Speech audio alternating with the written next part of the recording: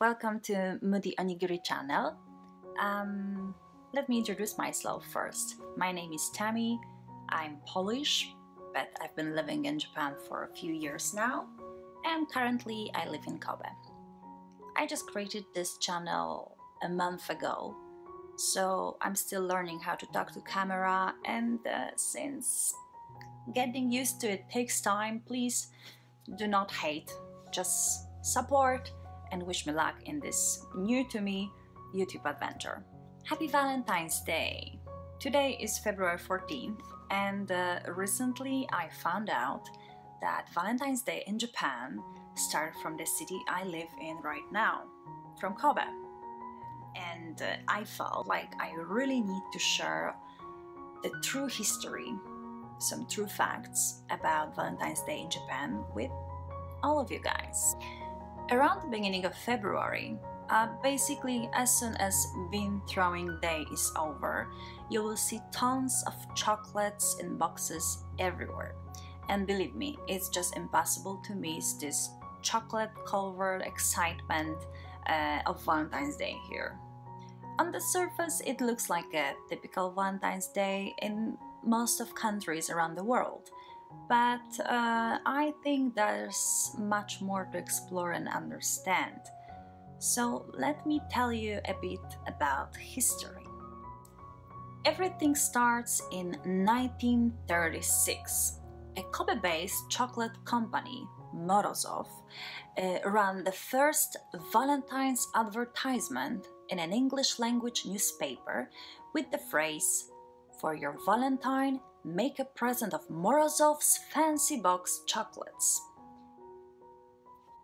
At the time, the practice of sending chocolate at Valentine's Day was not well known among Japanese people, so Morozov first aimed to make its chocolate famous among foreigners living in the port city Kobe. 15 years later, the Japanese chocolate manufacturer took inspiration from Western tradition of Valentine's Day and began producing heart-shaped chocolates. Then other companies began similar marketing campaigns. It was seen as an opportunity to boost post-war economy and was a great success because Japan was open to adopt Western customs and ideas. Okay, but very important question is, why women started buying chocolate for men? A small error in the translation of a Morozov advertisement made by chocolate company executive lead to chocolates being marketed as a gift women give to men, who for a while were under no social obligation to do the same in return. And instead of correcting this error, women or men, we can only guess, decided to continue this new tradition without making a chaos. For the next few years, a lot of companies tried to find a way how to include men in this chocolate craziness. And a funny thing happened. One candy company created a marshmallow day. That company wanted to increase their sales of marshmallows. And I don't know, fortunately or unfortunately, they failed. With chocolate. It's so good.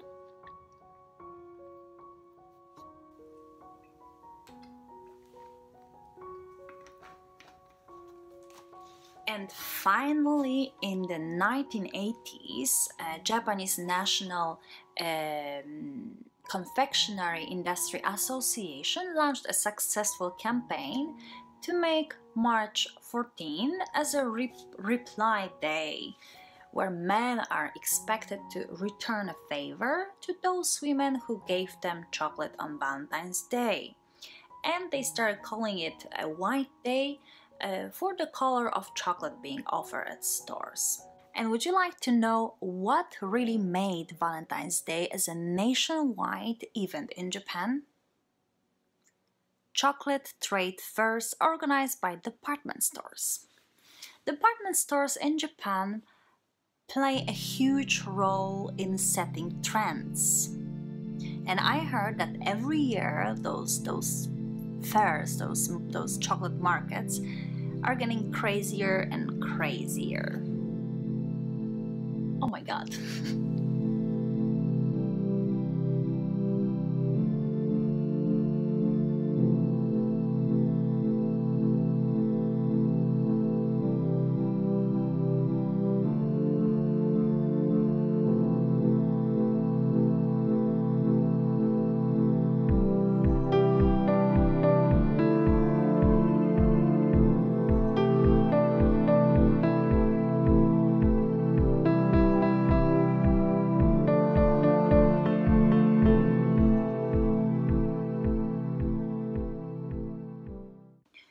Okay, so how about homemade chocolate, homemade cookies?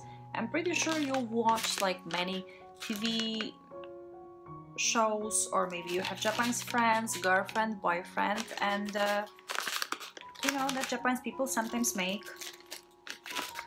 sweets at home for their lovers, for sweetheart. You know, after all, you need to remember that Valentine's Day was introduced to Japan by chocolate companies trying to sell boxes of chocolate. You know, I tried to find when and how it started that women makes chocolate and cookies at home, and I'm pretty sure those DIY chocolate making kits have something to do with it, and women's magazines. Every year you can read articles recommending that homemade is a way to express true love, and you know, Japanese people value effort after all. Valentine's chocolate we can divide into two main categories. The first one is giri choco, and the second one homemade choco. Giri means obligation or duty, so it's a chocolate like you feel you should, you have to give without any feelings, like to your boss or teacher or co-workers. And homemade choco. Homemade means favorite or first choice. So we give this chocolate to a person we have feelings for. So we want to give this chocolate to our boyfriend, husband, or our crush. But that's not all. New terms were introduced over the past few years, and these are fami choco. It's a chocolate we give to members of our family. Tomo choco, it's a chocolate we give to our friends. Sewa choco. Sewa means look after, taking care. So it's a chocolate we give to someone who was taking care of us. Mai choco. It's a chocolate we give to ourselves. It also can be called jiko choco or gohobi choco. Gohobi means treat. And gyaku choco, it's a reverse chocolate. A man gives chocolate to a woman. And I also heard something like really interesting last week. I heard that there's also eco choco, and I don't know if it's true or not, but it's a chocolate. It's a regular chocolate without this you know, packaging, ribbons and stickers. It's for environment responsibility. I don't know if it's true or not. So you see, chocolate companies have made Valentine's Day as a day where everyone buys chocolate. Isn't it funny to see how companies can trick an entire nation to do stuff they want? Japanese Valentine's Day is not as romantic as a Valentine's Day in my country, in Poland, or maybe in America, or any other countries. And when you think about it, it makes sense, because Japan already has an event for lovers. Christmas. Yes, Christmas is the time for fancy dinners, expensive jewelry, and nice hotels. Two last things before I end this video, because I think it will be just too long. And the first is that chocolate companies generally earn more than half of their annual sales during Valentine's Day. And we cannot forget about kokuhaku suru. It means confessing your love. It is very common that Japanese girls confess their love by giving that special someone a Valentine chocolate. So usually high school or junior high school girls, they prepare homemade cookies or chocolate, and they give them to their crush. And the most famous phrase they say is 私はあなたのこと好きです。よかったら食べてください。And it means I like you, and it would be nice if you eat the chocolate made by me. So that's all for today. I hope my video helped you to understand how Valentine's Day is like here in Japan and how tradition has changed over the past few years.